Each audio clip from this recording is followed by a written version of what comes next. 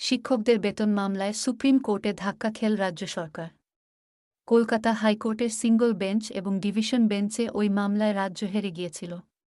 তারপর সুপ্রিম কোর্টের দ্বারস্থ হয়েছিল, কিন্তু সেখানেও লাভ হল না। শীর্ষ আদালত নির্দেশ দিয়েছে যে স্থায়ী শিক্ষকদের যে ন্যূনতম বেসিক পে প্রদান করা হয় সেটা দিতে হবে চুক্তিভিত্তিক শিক্ষকদের, যে শিক্ষকরা উচ্চ মাধ্যমিক স্তরে পড়িয়ে থাকেন।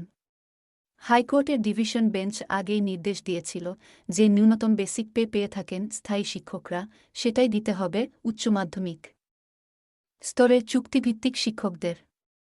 যদিও সেই নির্দেশকে রাজ্য সরকার চ্যালেঞ্জ করেছিল, শেষ পর্যন্ত হাইকোর্টের রায়েই মান্যতা দিয়েছে শীর্ষ আদালত। অর্থাৎ হাইকোর্টের রায় বজায় রাখা হয়েছে। সেই রায়ের ফলে রাজ্যের অনেক চুক্তিভিত্তিক শিক্ষক লাভবান হবেন। 2002-2003 সাল থেকে তাদের নিয়োগ করা শুরু হয়, তবে স্থায়ী পদে নিয়োগ করা হয়নি। চুক্তির ভিত্তিতে ওই শিক্ষকদের নিয়োগ করা হতে থাকে। তবে 2010 সালে রাজ্যের তরফে জানানো হয়েছিল যে স্থায়ী শিক্ষকদের মতোই কাজ করতে হবে চুক্তিভিত্তিক শিক্ষকদের। যদিও বেতনের ক্ষেত্রে স্থায়ী এবং অস্থায়ী শিক্ষকদের মধ্যে বড় ফারাক ছিল।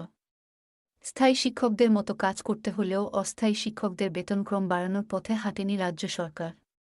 সেই পরিস্থিতিতে স্থায়ী শিক্ষকদের মতোই যাতে বেসিক পে দেওয়া হয়, সেই আর্জি জানাতে থাকেন উচ্চ মাধ্যমিক স্তরের চুক্তিভিত্তিক শিক্ষকরা। শেষ পর্যন্ত তারা হাইকোর্টে মামলা করেছিলেন। সুপ্রিম কোর্টে যখন শিক্ষকদের বেতন মামলায় রাজ্য সরকার ধাক্কা খেল, তখন পঞ্চম বেতন কমিশনের আওতায় পশ্চিমবঙ্গের রাজ্য সরকারি কর্মচারীদের বকেয়া মহার্ঘ ভাতা, ডিআরএস অ্যালোয়েন্স বা ডিএ মামলায় আরও কিছুটা সময় পেয়েছে মমতা বন্দ্যোপাধ্যায়ের সরকার। 15 জুলাই সুপ্রিম কোর্টে সেই ডিএ মামলা উঠেছিল।